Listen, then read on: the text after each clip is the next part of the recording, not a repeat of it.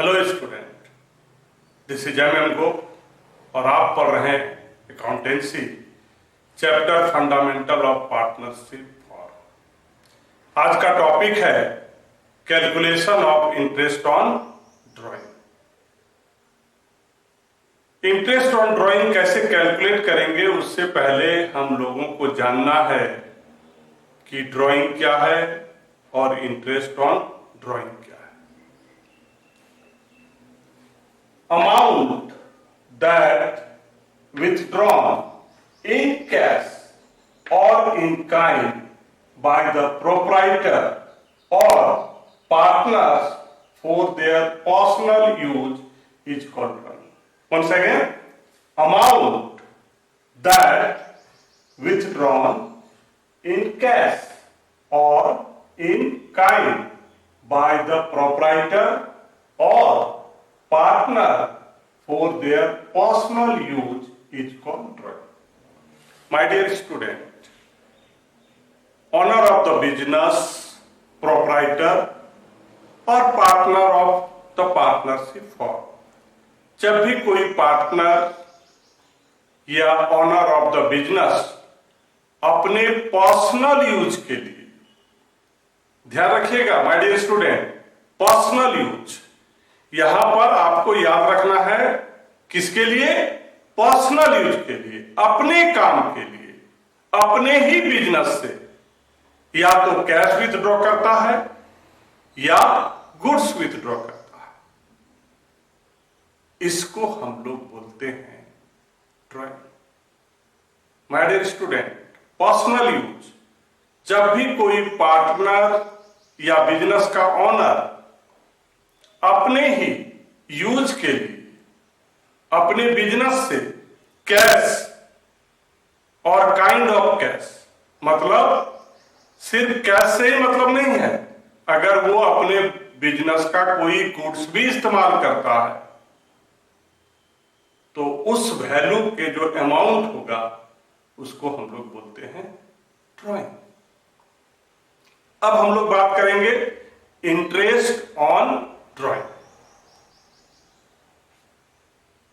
Form business अपने ही मालिक को,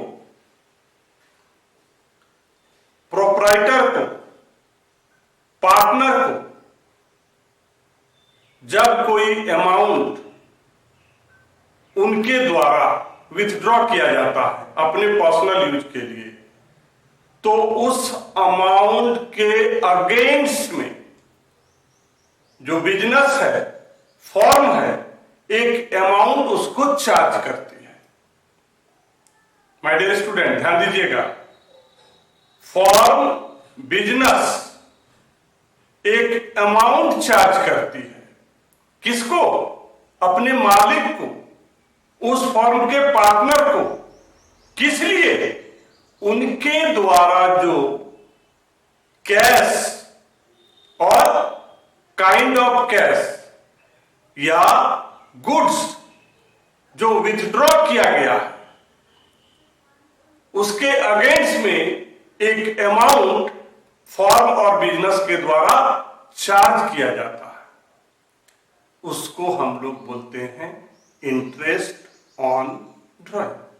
let's see, amount that charge against the drawing by firm to the proprietor or partner is called interest on drawing.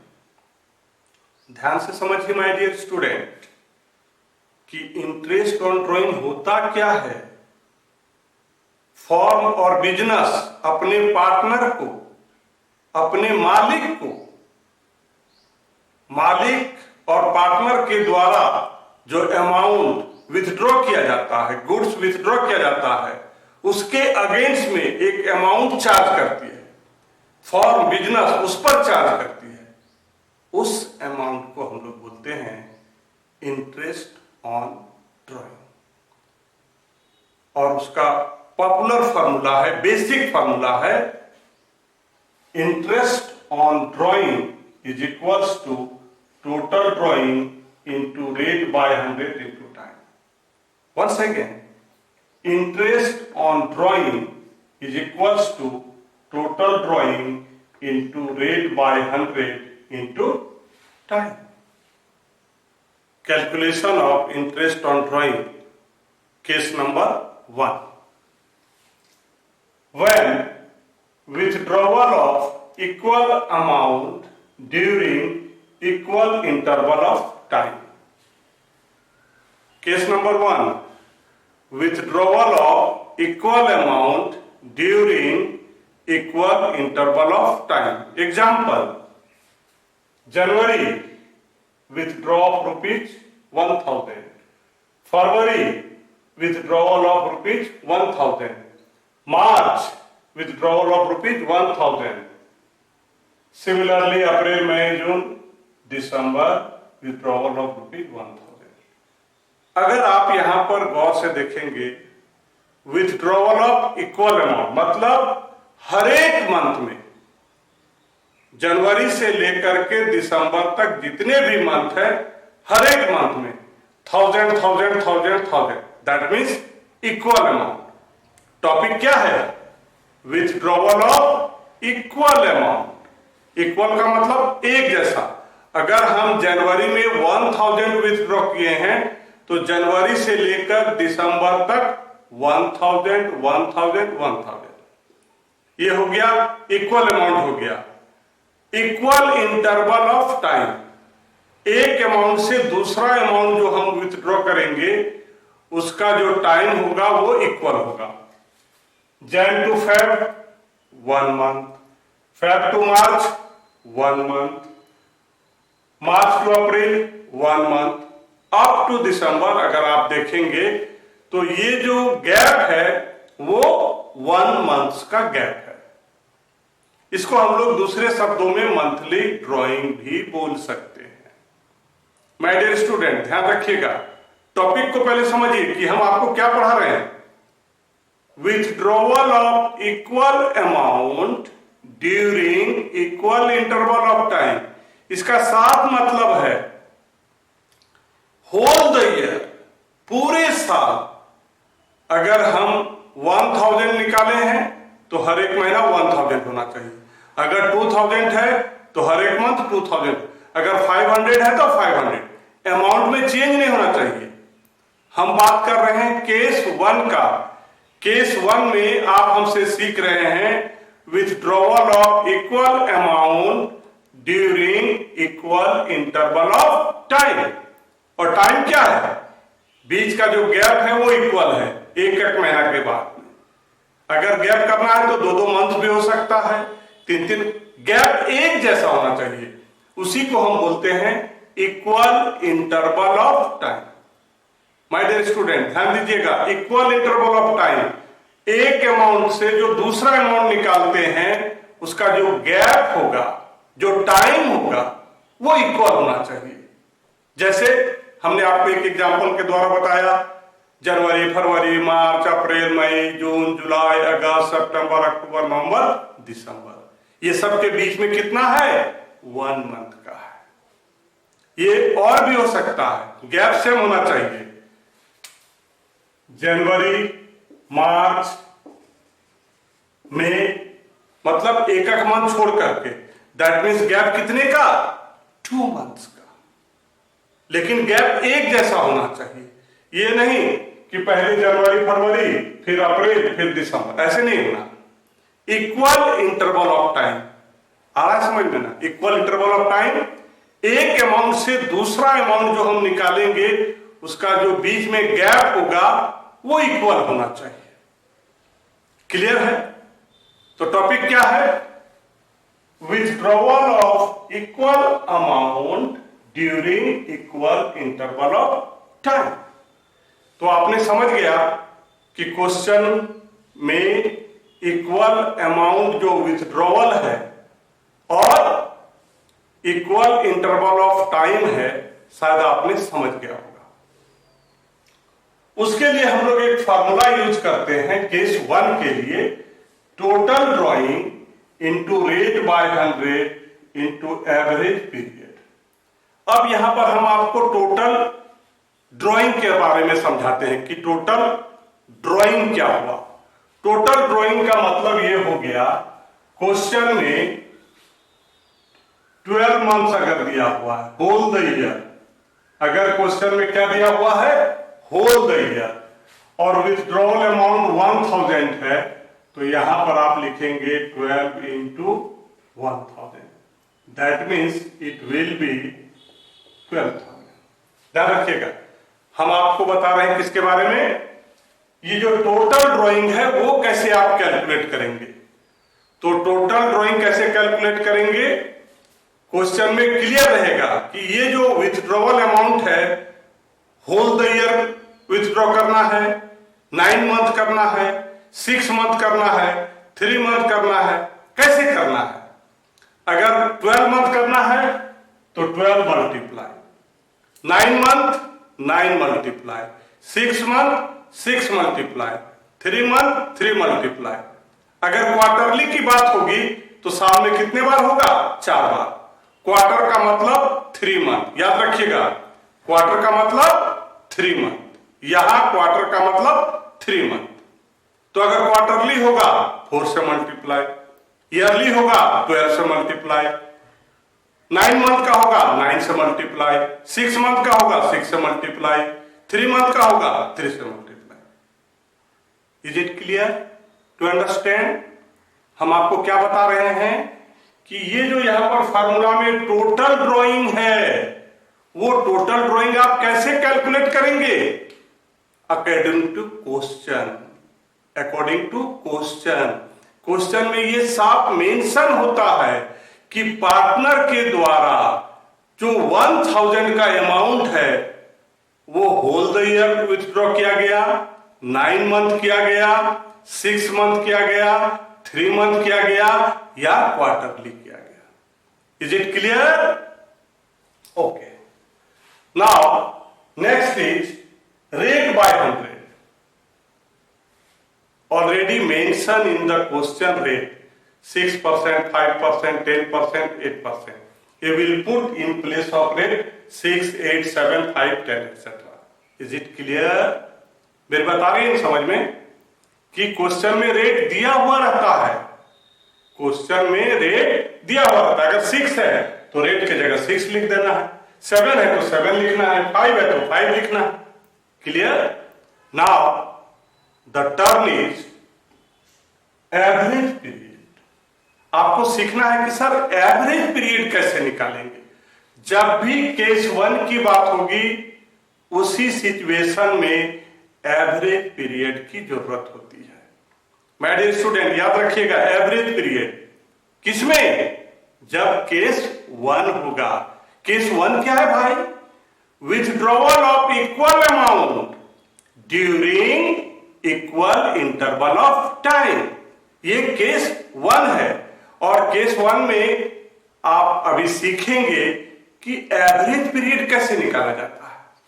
तो हमारे पास 2 तरीका है average period निकालने का, एक फार्मूला है और दूसरा है वो थोड़ा सा मेहनत होगा। आइए देखते हैं, दोनों को हम आपको बताते हैं। अब अगर हम हर एक मंथ के स्टार्टिंग में, हर एक मंथ के स्टार्टिंग में अगर हम विथ 1000 विथड्रॉ करते हैं तो क्या होगा।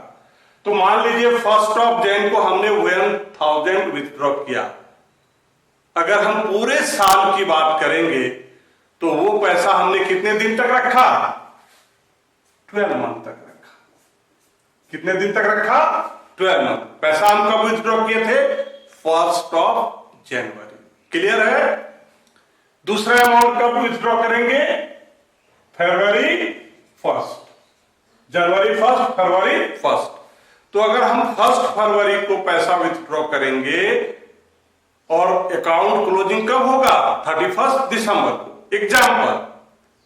तो ये जो 1000 है, हमने दूसरा जो पैसा निकाला वो अपने पास कितना दिन रखा, 11,000। मार्च वाला, सॉरी फरवरी 11 मंथ रखा, मार्च वाला 10 मंथ, अप्रैल 9, मई इसी तरह से अगर सबकी बात करेंगे तो दिसंबर का पैसा हमने कितने दिन तक रखा? 1 मंथ। पैसा कब लिया था? 1 दिसंबर को। पैसा हमने कब लिया था? 1 दिसंबर को। तो 1 दिसंबर और अकाउंट बंद हिसाब किताब कब होगा? 31 दिसंबर को। हम एक एग्जांपल बता रहे हैं।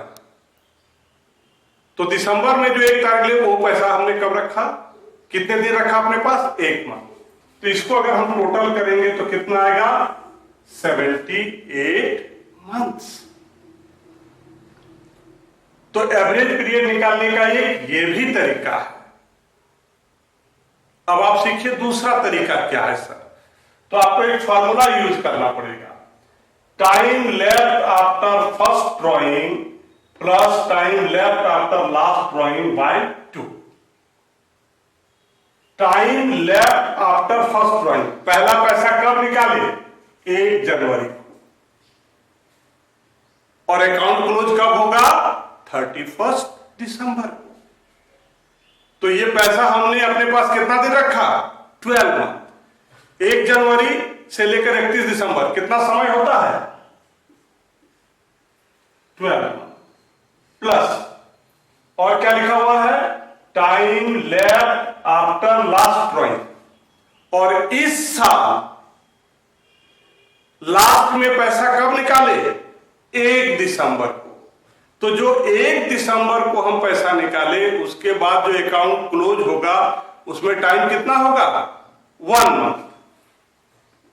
1 होगा बाय 2, दैट इज 32/2 मंथ्स।